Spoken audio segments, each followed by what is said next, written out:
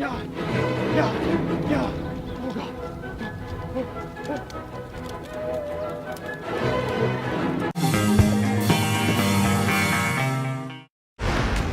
From the great beyond, a vision told me the great warrior would help me on my quest. One who has been to the other side and returned. Howdy folks, welcome to MaffmanJones Movie Reviews. I'm John Maffio, and today's featured movie is The Lone Ranger, directed by Gore Verbinski, who directed the Pirates of the Caribbean movies. This one stars Johnny Depp and Armie Hammer. The plot revolves around the complex narrative tale of the Lone Ranger and Tonto, the duo played by Armie Hammer and Johnny Depp respectively, and how they became the notorious duo of the Midwest. Going into this movie, I didn't know what to think because I'm a big fan of Gore Verbinski. I love the Pirates of the Caribbean movies. I like Johnny Depp, even though he's played some really terrible characters in recent years. And I like Armie Hammer because of Social Network. So, you know, this movie's been getting bad reviews, and it's been pummeled by critics. But I was going with an open mind. But unfortunately, the critics are right for the most part with The Lone Ranger. It's a convoluted mess that tries to live vicariously through the Pirates of the Caribbean franchise. And there are some entertaining moments, but for the most part, it is a flop. Getting into the acting, it's average enough and it warrants a watchable viewing.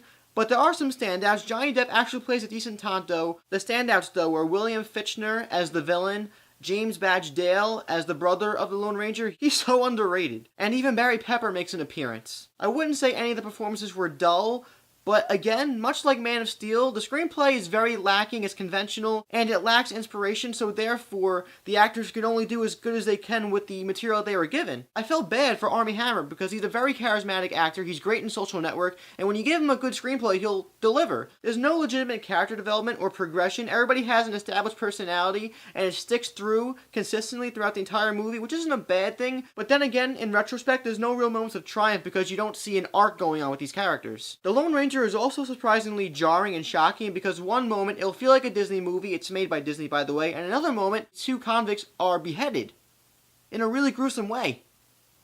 This is Disney, right? Not that I have a problem with that, it just might scare kids. Although I will say the best part of The Lone Ranger, aside from the actual acting from the charismatic actors, because they got some good acting in there, was the action sequences put together by Gore Verbinski because he's a great visual artist and has a great sense of thrill. The CGI is convincing enough, and thankfully Gore took advantage of the Wild Wild West locations and made some cool action sequences with trains, locomotives, and stuff like that. At some point though, it could become monotonous to the viewer, but for the most part it's actually a lot of fun to watch. Again, the visuals are very impressive. I like the use of practical sets for the most part, and I like the locations with the canyons and the vast deserts. It personally brought me back to nostalgic glimpses of old Western spaghetti movies, like the ones with Clint Eastwood and The Man with No Name. However, the worst aspect of The Lone Ranger, which a lot of summer blockbusters fall into this trap, is actually the duration of the movie. It's very, very long, and the movie becomes repetitive and boring. Some of the dialogue sequences drag on at points. Maybe Disney just figured that because their Pirates movies were over 2.5 hours long, they had to make Lone Ranger 2.5 hours long. Here's a brief example. This isn't really a spoiler, but the movie's told narratively